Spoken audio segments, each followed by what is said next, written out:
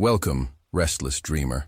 You've just stepped into the shadows of sleep, where stories whisper and the darkness listens. I'm your guide tonight, your voice in the void, here to lead you gently into nightmares wrapped in lullabies.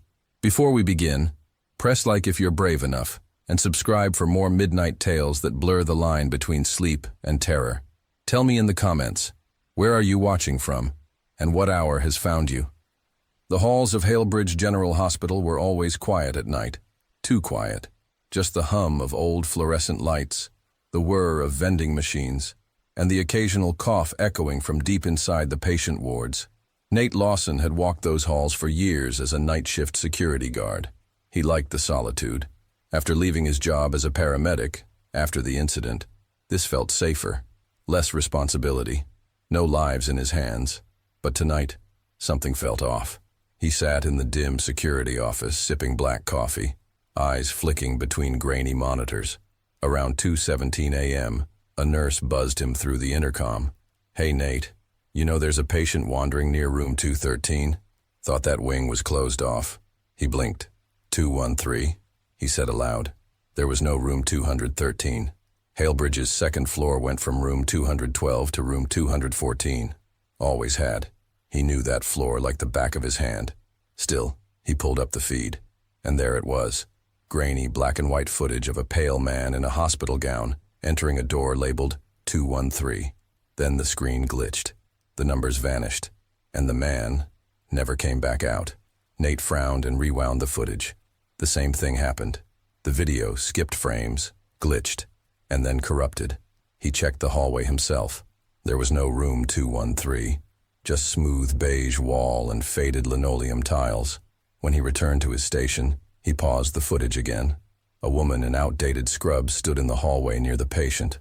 Older, gray hair in a bun, a clipboard clutched tightly. She wasn't moving, just staring up at the camera. He called Tina, a nurse on duty, asking about the patient. No discharge records. No one admitted matching that description, she said, voice low. "You okay, Nate? You sound rattled." "Yeah," he lied. "Just tired." The next night, the hospital buzzed more than usual. 2 more patients had disappeared. Both were last seen near the same hallway. Tina mentioned she'd been seeing things too. A door that vanished. A nurse no one knew by name. That night, something else happened. A video surfaced online. A shaky, low-light clip of Nate appearing to shove a patient into an elevator. It was grainy, the audio warped, and Nate's voice was missing entirely. The patient, a woman in her 70s, was now unaccounted for. The video had already gone viral before Nate saw it. Commenters called him abusive, a monster. Another corrupt hospital worker caught on camera. People demanded his job, his arrest. Tina stopped talking to him. The hospital suspended him pending investigation. The administrator, Director Garrison, gave him a cold stare as he handed over the suspension letter. "Consider yourself lucky we're not pressing charges." "But that video is fake, edited," Nate pleaded. "Check the footage yourself." "We did," Garrison said, "and we saw enough." 2 days passed. Nate didn't leave his apartment. The news picked up the story. Protesters showed up outside the hospital. His name was everywhere. Every social media post tore into him. He stared at his phone as another message popped up. "Is this you?" Disgusting. He was about to shut it off when an unknown number texted him a grainy image. A still from a hallway cam. A woman in scrubs.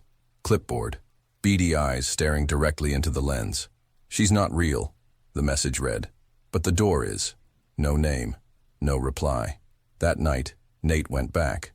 He wore civilian clothes and slipped in through a loading dock. Lenny, the janitor, met him there.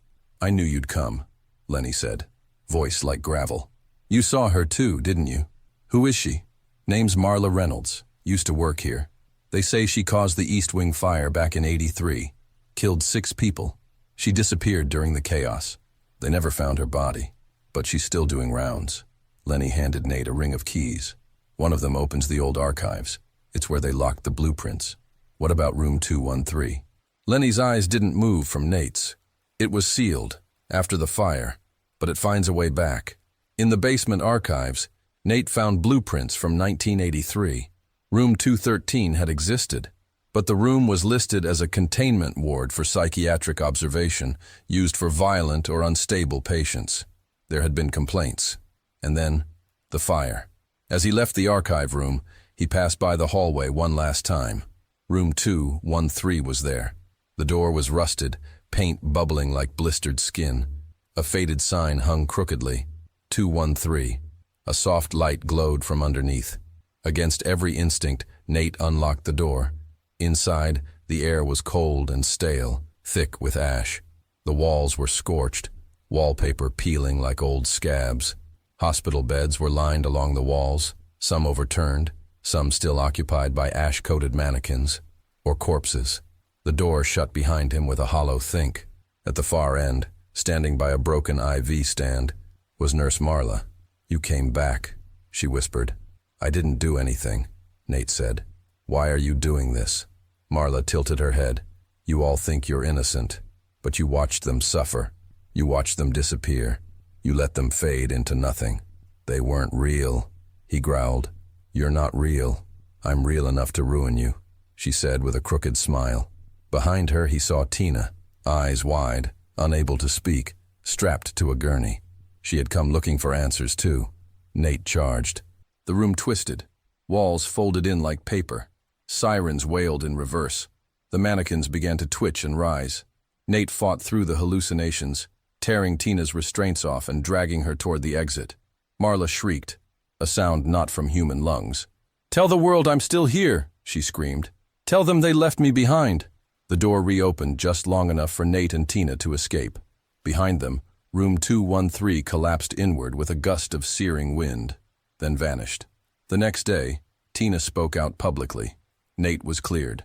Lenny handed over his own recordings and security logs to the authorities, and the hospital, under pressure, finally released the unedited footage. Marla's presence was undeniable. The door had appeared on multiple nights, and patients had truly gone missing. Walmart-style apologies followed. Nate's name was cleared, but the damage was permanent. Nate moved out of town. He didn't speak to the media, didn't post online, didn't go back to Hale Bridge, but every night he dreamed of that door, and sometimes, as he lay awake, he swore he could still hear that knock from the other side of a room that doesn't exist. The last time Olivia Barnes felt truly invisible was the morning everything changed. She'd walked into her local market point with her earbuds in, head down, mentally reviewing a shopping list she'd half-typed into her phone. Lasagna ingredients, red wine, birthday card for Rachel. A Tuesday like any other. The store was quiet.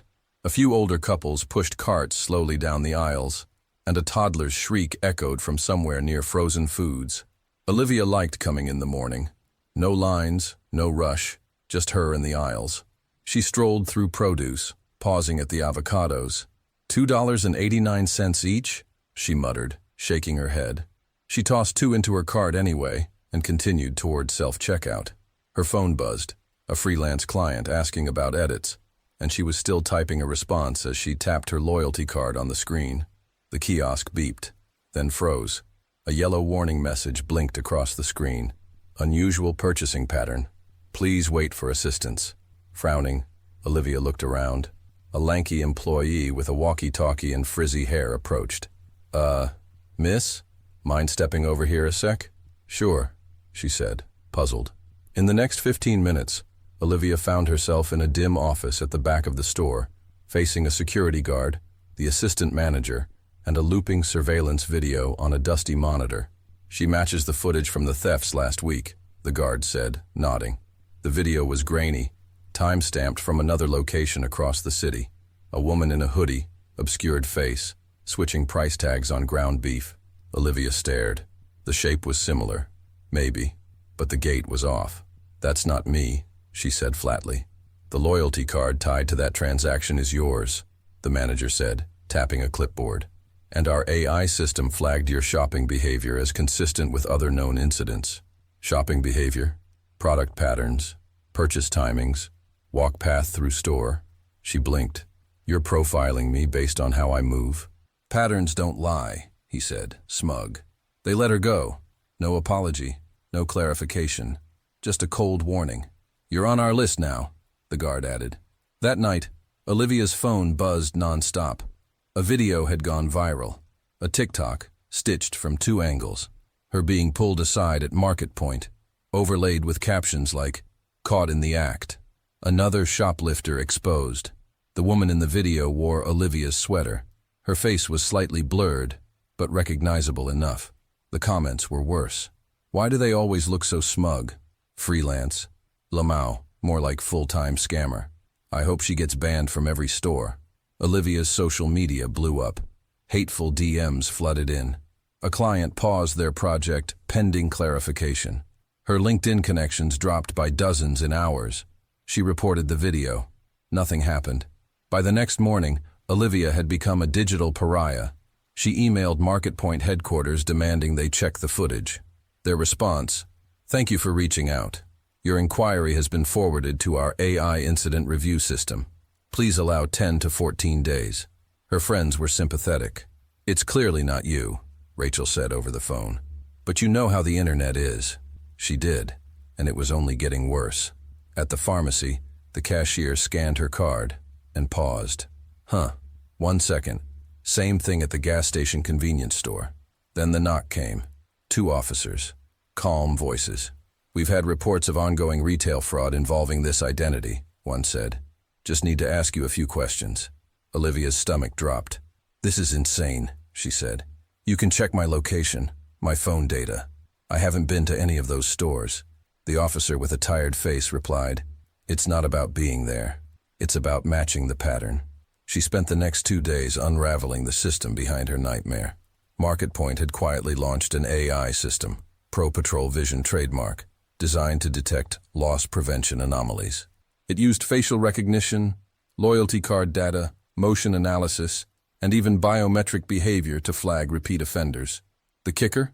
It could learn and update profiles based on assumed matches. If it thought someone looked like her, that behavior could be mapped to her identity.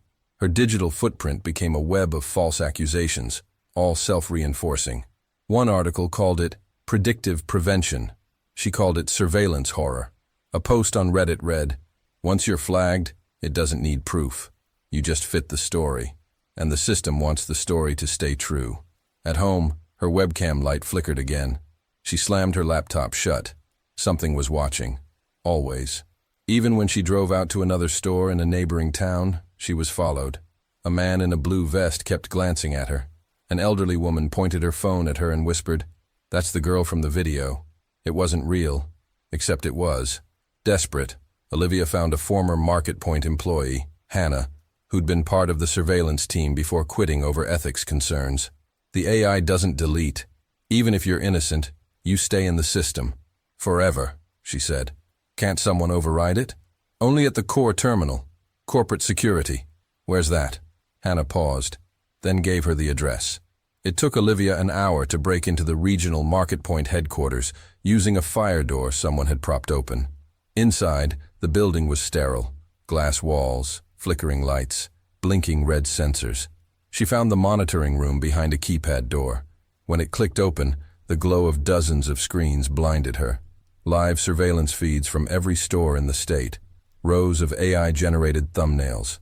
Suspects, profiles, flags. Her face appeared in nearly all of them. Overlays labeled her Tier 2 threat, with behavioral prediction markers like likely to conceal merchandise, avoid staff interaction, frequent bag carrier. She accessed archived footage. It was edited. Footage of other women altered just slightly to resemble her. Facial features blurred, hoodies stretched, hair color warped. The AI had bent reality to match its guess. She clicked on a video marked Training Dataset, Correction Series. In it, a real customer walked calmly. Then the face flickered, reshaped, reformed. It became Olivia. The system wasn't just learning, it was hallucinating suspects. She copied the footage, posted it anonymously, sent it to journalists. The story made headlines for a week, then disappeared. MarketPoint promised adjustments, but the AI remained. The system was too valuable to shut down. Now Olivia lives off-grid, a cabin outside cell service. No smart devices, cash only. She walks into town once a week, hood pulled low. The gas station clerk doesn't recognize her, or pretends not to. but the camera above the chips blinks red when she walks by. One day, she pauses at the freezer aisle. Her reflection stares back, not quite right. Her smile is wrong. Her eyes twitch too wide. Something in the system is still watching, still learning, still convinced she's guilty. Noah had worked the night shift at Value Star Superstore for nearly 7 years. While the town around it slowly shriveled and businesses closed one after another, the superstore remained, an ever-glowing beacon of cheap convenience, brightly lit even at 2 a.m. when the rest of the world was dead asleep. To Noah, it wasn't just a job. It was his sanctuary. No screaming kids throwing cereal. No elderly ladies arguing over coupons. No chaos. Just the hum of refrigeration units, the steady flicker of overhead lights, and the quiet rhythm of scanning inventory. The night shift dulled everything. Senses, anxiety, thoughts. It was almost peaceful. That night started like any other. The air was stale. The vending machine coffee tasted like burnt dust. Carlos, a longtime co-worker and friend, was already in the back rearranging pallets, blasting low-volume Latin rock through his earbuds. Jessica, the newest trainee, hovered near the time clock, nervously checking her walkie. Noah handed her a clipboard. "You're on aisles 14 to 20. Just count what's on the shelf. No need to rearrange or restock. Keep your walkie on." Jessica gave a shaky nod. "Got it." By 1 a.m., the fluorescent lights buzzed a little louder, like they always did around that hour. Noah moved between the cleaning aisle and canned goods, his scanner beeping with monotonous precision. It was like moving through a dream, aisles frozen in time, filled with forgotten discounts and generic brand labels. At exactly 2:47 a.m., Noah returned to the security booth to log his progress. He stretched his back and checked the CCTV feed, a habit more than a necessity. Usually the most exciting thing on the monitors was a raccoon slipping past the back gate, but not tonight. In the grainy feed of Camera 7, Aisle 19, a figure stood still, male, barefoot, wearing a tattered Value Star apron. The camera's black and white contrast flickered with static as the man stared dead ahead, dragging something metallic behind him. A twisted metal hook. Noah leaned closer. The man didn't move, didn't sway. He just stood. He radioed Carlos. "Hey, anyone else clock in tonight?" Carlos's voice came back casually. "Just us three." Noah stared back at the monitor. The feed glitched. When the screen cleared, the figure was gone. Noah wasn't the panicky type, but something gnawed at him. He pocketed his radio and stepped out into the aisles, heading toward aisle 19. The overhead lights flickered. Motion sensors didn't catch him. Half the aisle was dark. He passed bulk cereal, stray shopping baskets, and then his foot tapped something hard. A price gun, jammed and bent. Next to it, faint streaks of something dark. Blood? He crouched down. The smear trailed behind the shelf and disappeared into a floor vent. Noah stood up fast, heart pounding. Back at the security booth, the monitors had erupted in static. Every feed jittered, distorted. Then, one screen locked onto a clear image. Camera 1, break room hallway. There stood the barefoot man again, behind Noah. Noah spun around. Nothing. His breath caught in his chest. He gripped the edge of the desk. A sharp, electric silence filled the room. Jessica's voice crackled over the walkie. "Noah, did someone just walk past the break room? He was tall, face all messed up. I think he was dragging something." The lights went out. Everywhere. Darkness swallowed the store. Then emergency backup kicked in. Dim yellow strips flickered on like dying fireflies. The superstore was no longer familiar. The walls felt closer. The aisles narrower. Every corner breathed shadow. And something moved in the shadows. Jessica screamed. Noah sprinted toward the break room. He found her crouched beneath the sink, pale and shaking, pointing toward the wall. The employee of the month board. Beneath Noah's picture, a new red tag had been added. Defective, to be removed. "What the hell?" Noah whispered. He grabbed the office keys from the drawer and rushed to the manager's office. Inside, he booted up the dusty desktop. Password protected. He typed the default password. It worked. Hidden in layers of folders, he found old digital logs, accident reports, deleted time punches. In 2008, a night shift clerk named Evan Ridge was marked as a no-show, but attached was a buried report. injured during an inventory collapse, crushed under heavy shelving, death not reported, no compensation, no press release. Value Star had erased him, and now he was back. Noah heard footsteps echo in the hall, wet, dragging. He ran to find Carlos, but his cart was overturned. His clipboard lay split in two. More blood streaks. Mannequins in employee uniforms began appearing in random aisles, all with twisted name tags. Noah, Carlos, Jessica. The store had turned into a funhouse of horror. He tried to leave, but the front doors wouldn't open. Even the fire exits were sealed. The store wanted them inside. He ran to the back tunnels, the old maintenance corridors. Every turn twisted into another aisle, and every path echoed with Evan's voice. You took my shift. You clocked in, but never clocked out. Jessica's voice vanished on the walkie. Noah was alone. Eventually, he found himself in the break room again. It had changed. The walls peeled with age. The clock was frozen at 2:47. The room smelled of rot. And there, standing under the buzzing light, was Evan. His apron was torn and soaked. A metal name tag, rusted and bent, read E. Ridge. One eye was gone. Half his skull crushed. He raised the twisted hook. You were never supposed to be here, Evan rasped. You're just defective stock. He lunged.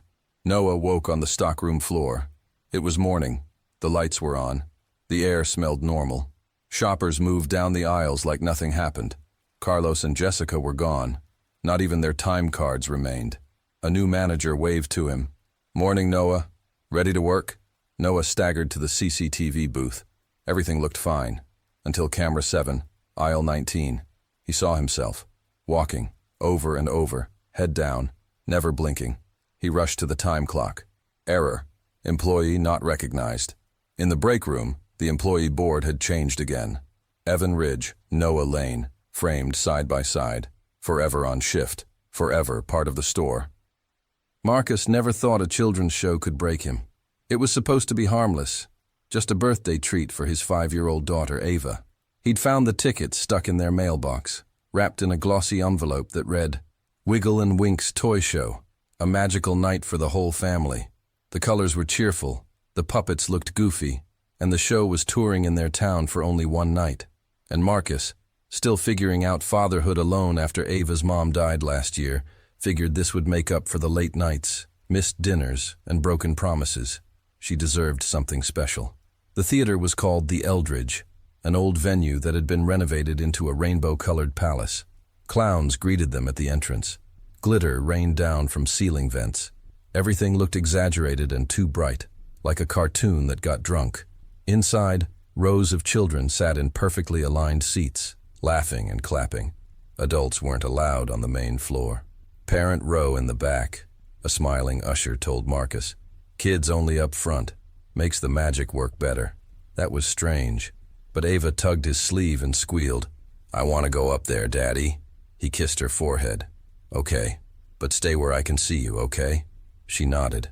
He watched her skip down to the 3rd row, where a seat with a pink balloon waited. Within minutes, the lights dimmed, and the show began. The puppets weren't normal. They were too smooth, too alive. Their joints didn't creak. They flowed. Eyes blinked naturally. At one point, one of them, Mr. Buttons, stared directly at Marcus and tilted its head, just like a real person.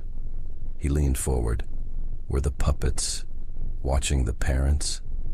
The lights flashed, music boomed, and the host, some guy in a top hat and overalls, shouted through the speakers, Who's ready for a night you'll never forget? Kids screamed with glee.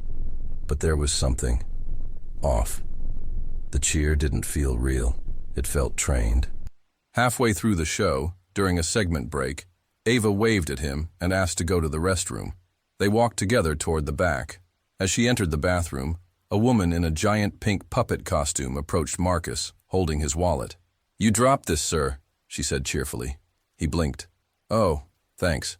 He turned back to the restroom door. It was open. Ava was gone. He ran in. Ava? Nothing.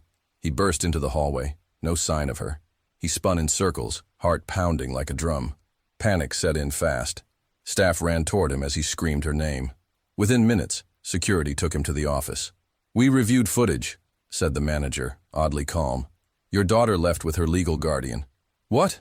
I'm her legal guardian. A grainy video showed Ava walking quietly beside a woman in sunglasses and a tan coat. The staff insisted she matched paperwork submitted earlier with Ava's ticket. This is fraud, Marcus yelled. That's not me, the manager frowned. Sir, I think you're confused.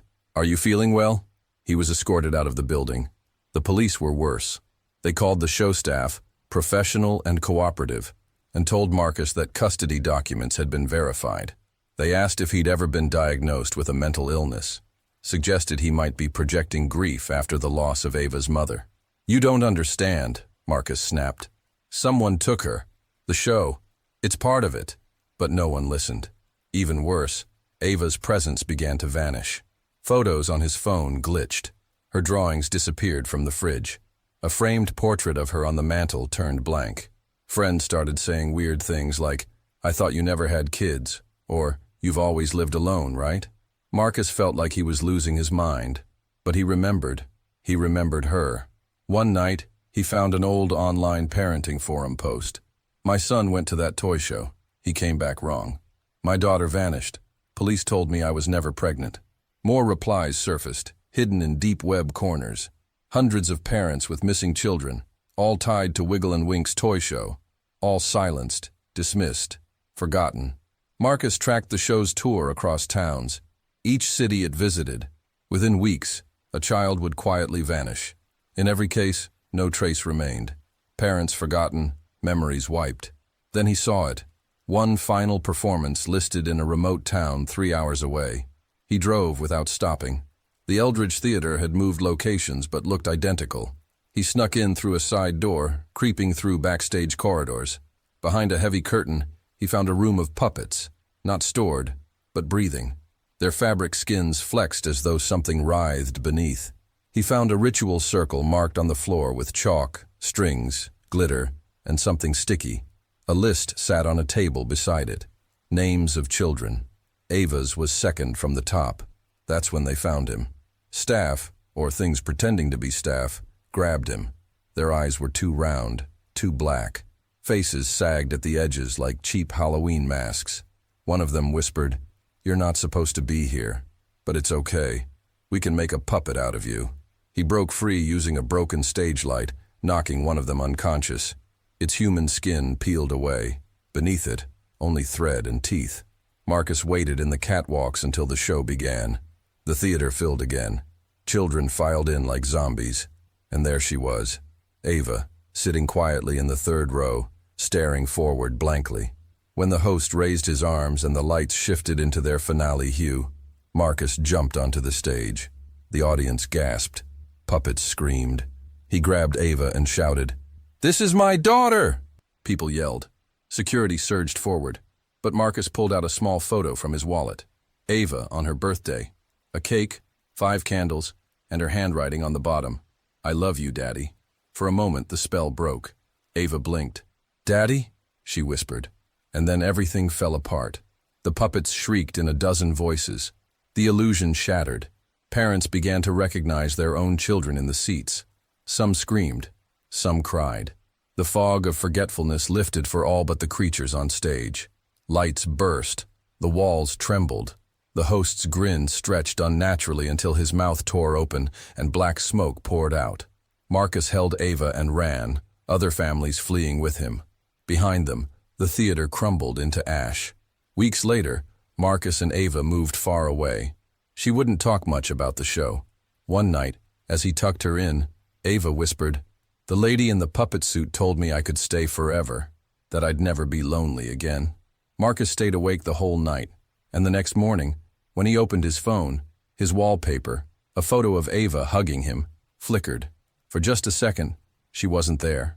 Then the picture returned, but he didn't look away from it the rest of the day.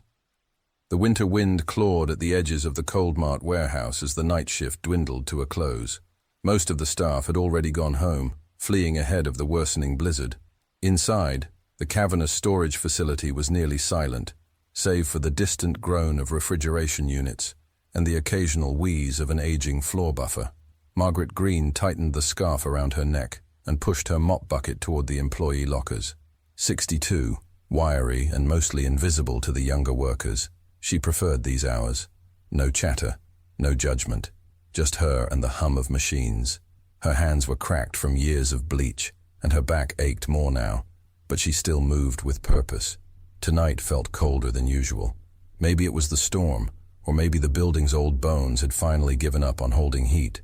She reached the last freezer door, a heavy industrial slab labeled Deep Storage 3, and realized she'd left her coat inside on the hook. Sighing, she tapped in the override code. The keypad flickered before beeping. The thick door creaked open, sighing out a ghost of frost. Margaret stepped in. The cold hit her instantly. Frost dusted the steel shelves and boxes. Old crates of surplus inventory were stacked haphazardly, forming narrow corridors of iced cardboard and plastic wrap. Her breath hung like fog. She shuffled quickly to the back, grabbed her coat, and turned to leave. But the door had closed and locked. Margaret frowned. She pounded on the door with her gloved hand. Nothing. Her radio crackled faintly, then cut to static. She was alone. She exhaled slowly, trying not to panic. She knew this freezer. She'd cleaned it 100 times. There was an emergency release. She just had to find it. She turned and started down the row of crates, each breath colder than the last. The frost clung to her lashes now. The silence felt different, thicker, like snow pressing on her ears. Then came the sound. A whisper. "Why did you leave me?" Margaret froze. She turned sharply. No one. Only the dim blue emergency light spilling down from the vents above. She took another step. Crunch. Her foot struck something. A toy bear. Old. Frost-covered. Its eyes missing. She knelt slowly. Her gloved hand brushed snow off the stitched name on its belly. Sammy. The name rang in her bones. Like a bell from a church she'd long forgotten. More whispers. Louder now. It was cold. "You promised." Margaret stumbled backward, her hand pressed to her forehead. Images burst behind her eyes. Flashing lights, hospital walls, the beep of machines, a child's laugh. She shook her head. No, that was a long time ago. Another life. The freezer aisle swam before her, shapes blurring like shadows behind frosted glass. One moved, a small figure, pale, barefoot, watching her. She backed away, breathing ragged. "No," she whispered. "You're not real." The boy didn't answer, just stepped closer. His lips were blue, his arms hung limp. He dragged something, a blanket? No, a hospital sheet. Suddenly she was back. 30 years ago. She had been a nurse, pediatric ICU, long shifts, dim lighting. The power had gone out one night. Backup failed. Alarms had been muted. And in room 304, little Sammy, age 6, had been left alone. Alone in the cold. Because Margaret had fallen asleep in the break room. He'd died before anyone noticed. No family came to claim him. No inquiry. No one to grieve him but her. She'd quit the next day, moved towns, changed jobs. She told herself it wasn't her fault, but it was. Now he was here. The freezer darkened. The shelves closed in. The emergency lights flickered, casting long shadows that curled like smoke. Margaret stumbled, slipping on the frost, crawling toward the control panel. Her fingers were too numb. The screen was dead. She screamed for help. No one came. Then she heard footsteps. Not hers. Tiny. Bare. Closer now. She turned, and he stood before her. His eyes were black voids. His breath misted like hers. He held out the bear. "You forgot him," Margaret sobbed, reaching for the toy. "I'm sorry. I didn't mean to." The boy tilted his head. His lips cracked into a smile. "It's okay. You can stay now. We'll both stay." She closed her eyes, and the cold took her.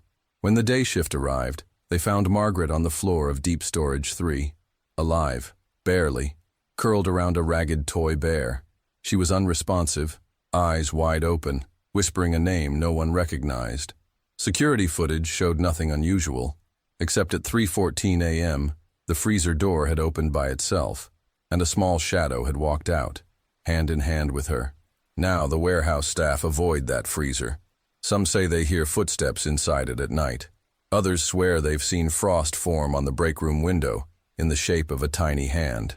No one cleans Deep Storage 3 alone anymore.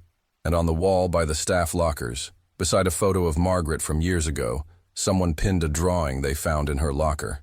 A child's sketch, a nurse, a boy, and the words, "We are both cold now." The subway tunnel groaned as the final train of the night shuddered into its usual midnight halt at Wexley Terminal. Zoe adjusted her gloves and slung her cleaning bag over her shoulder. It was her third week on the graveyard shift for the city's transit system, and already the hours were melting together into a blur of fluorescent lights, chemical fumes, and echoing silence. But there was one thing she couldn't ignore: the man. Every night, at exactly 3:13 a.m., a solitary figure boarded the last train from the far end of the platform. Dressed in an outdated gray trench coat and fedora, he would glide into the final car without hesitation, take the second seat from the end, and stare out the window for the full 30-minute loop. Then he'd vanish. No exit recorded on any platform. No face on the surveillance footage. Just gone. The security guards called him the terminal sleeper. They joked about it, but with a certain unease. They said he had been seen doing the same thing for decades, even before the system was digitized. Zoe didn't believe in ghosts, but she did believe in patterns, and this one was too perfect, so she decided to see for herself. That night, just before 3 a.m., Zoe clocked out early and slipped into the nearly empty train platform. Only a few late-night stragglers waited, half asleep and glued to their phones. The lights flickered with a tired hum. She positioned herself at the very end of the platform, by the last car. As the train pulled in, brakes screeching like a dying animal, Zoe saw him. He was already there, standing in the doorway of the final car, as if he'd been waiting inside the train before it arrived. She blinked. He boarded, trench coat fluttering despite the still air. No ticket, no hesitation. Just that same seat, second from the back, left side. He didn't even glance at her. Zoe entered after him, heart pounding. The doors hissed shut. She sat a few rows away, watching from the corner of her eye. Up close, the man looked wrong. Not just old-fashioned, but off, like a photograph from another era moving through real life. His coat was spotless despite the grime of the subway. His skin had a faint gray tinge. He breathed, but shallowly, like a machine pretending to be human. The car rocked forward. The tunnel swallowed them. Silence. Zoe leaned forward. "Excuse me, sir?" No response. She stood, walked closer. "Are you okay?" He turned his head slowly, mechanically. His eyes were blank, but focused directly on her. For a moment, the air grew colder. Her breath fogged. "I missed my stop," he said in a voice that sounded like an echo in a drainpipe. "Can't seem to find it." The lights overhead flickered, then snapped off. Only emergency red bulbs remained, casting the car in a hellish glow. Zoe backed away. "What stop are you looking for?" He looked out the window. "The one where I died." Zoe tried the emergency intercom. No response. She pounded on the doors. They wouldn't budge. The man's gaze never left the glass. "You shouldn't be here." She turned. "Why?" "People don't leave once they see it." The car jolted violently. The windows outside no longer showed the usual tunnels, but something else. A vast void, like space or the inside of a machine. Blinking red lights, whispering wires, shadows of people walking backwards. Then she saw it, her own reflection, staring back at her from the window. But it wasn't moving like her. It smiled. Zoe screamed and fell back. The man stood now. "You shouldn't have followed me." She crawled toward the conductor's cabin, found the door unlocked and burst inside. But there was no control panel, no levers. Just a bench covered in dust. Pinned to the wall was a photo. It was of a young woman. Her cleaning uniform looked just like Zoe's, but the photo was old, sun-bleached. On the back, vanished, May 3rd, 1997. Last seen boarding the final car at Wexley Terminal. Her throat tightened. That couldn't be right. That woman looked exactly like her. She staggered back into the car. The man was gone. Only his coat remained, folded neatly on the seat. Zoe turned toward the window. Instead of her reflection, she now saw him, outside the train, standing on the other side of the glass, whispering something she couldn't hear. The train screeched to a stop, but it wasn't any known station. It looked like a forgotten part of the tunnel, filled with dust and silence. The walls were cracked tile. The signs were in a language she didn't recognize. She tried the doors again. This time, they slid open. Zoe stepped out. The air felt heavy. As she walked down the platform, She passed dozens of identical posters. Missing people, all cleaners, all night workers, all last seen between 3:13 and 3:33 a.m. in the final car. She turned around. The train was gone. So was the platform. Only the man remained, standing in the middle of the tracks. He lifted one hand and pointed behind her. Zoe turned. A mirror stood there. In it, her reflection was smiling again. She touched the glass. And then, the world went black. Back in the real world, trains still run. And if you ask the newest janitor on the night shift, she'll tell you about the man who boards the final car. She's seen him. Same time, same seat. But now, there's a new figure sitting a few rows away. A young woman in a cleaner's uniform, staring straight ahead. Neither of them speak. They're just waiting. It started on a Tuesday night in early May, the kind of evening that sits still in the air, heavy and forgettable. Clara, 28, was finishing a quiet night shift at the chain pharmacy on the edge of town. She'd worked there for years, always the closing shift. The lull between spring allergy season and summer flu shots meant fewer customers. Fewer people meant more silence. She was at the register when a woman placed a few small items on the counter. Cheap lipstick, a bottle of off-brand detergent, and a tiny chipped plastic toy cart. Clara's hands hesitated as she picked it up. The red paint was worn off in the exact way she remembered. One of the tiny wheels didn't turn all the way, and it squeaked when nudged. Her throat tightened. That cart hadn't just looked familiar, it was familiar. Clara's younger brother, Sam, had one just like it. Identical. He'd played with it constantly until the day he disappeared 12 years ago. It had gone missing along with him. The customer smiled politely but seemed distracted. Clara scanned the item and finished the return without saying a word. Her hands trembled. As soon as the woman left, Clara told her supervisor she wasn't feeling well and took an early break.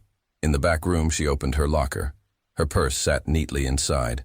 At first glance, everything seemed normal, but her apartment keys were gone. She emptied the contents on the table. Phone, wallet, gum, earbuds, all there. But not the keys, not the small tin box that held her childhood mementos, including the matching cart her mother had salvaged from their garage years ago. She called her roommate Ava, asking her to check the tin box on her nightstand.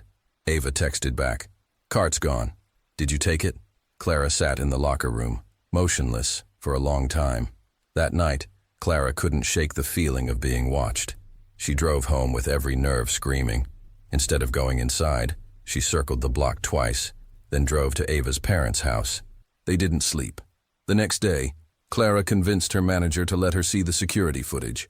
He was reluctant, but her shaken state and the missing keys were enough. They scrubbed through the previous night's feed. At 11:42 p.m., Clara was seen exiting the building and heading to her car. She paused at the trunk, unlocked it, rearranged some groceries. That's when a shape appeared near the edge of the camera's frame.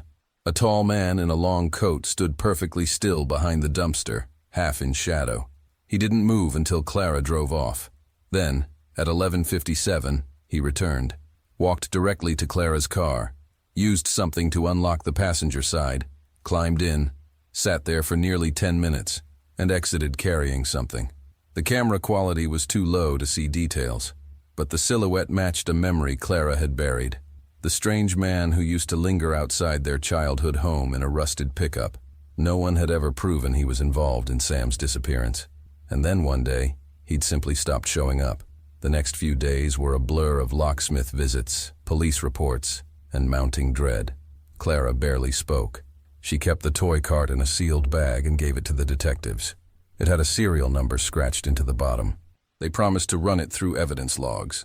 But Clara knew what they'd find. It was her brother's. Weeks passed. Clara moved apartments, switched shifts, changed grocery stores, changed patterns. Then, one night, Ava came home and found a note slipped under their door. It was folded around a receipt from Clara's pharmacy. The timestamp matched the exact minute she had taken her break on the night the toy cart came in. On the back of the receipt was a message, written in shaky block letters. Still pushing the cart. Still following the aisles. You never saw me. The police took it as more evidence, but couldn't track it. There were no fingerprints. No camera footage of anyone approaching the apartment. Clara quit her job the next day. Now, months later, Clara lives in a new town under a different name. She still can't sleep without a light on. Still checks her backseat twice before driving. Still jumps when she hears toy wheels squeaking in TV commercials. Sometimes she dreams of Sam, aged forward in her mind, pushing that cart through endless aisles, with someone walking quietly behind him. She doesn't know if the man ever really left. But some things you don't survive. You just learn how to live with the fear.